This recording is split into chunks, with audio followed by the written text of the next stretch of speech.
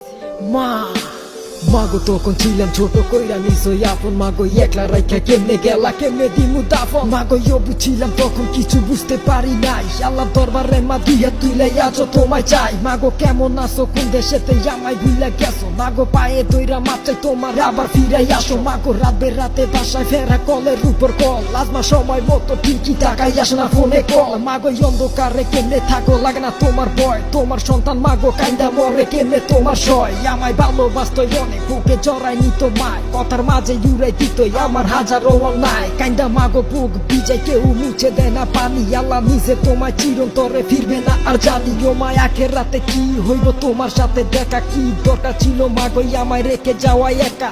মাগো তোমায় স্বপ্নে দেখি, আর কোনো দিন ফিরবে না জানি।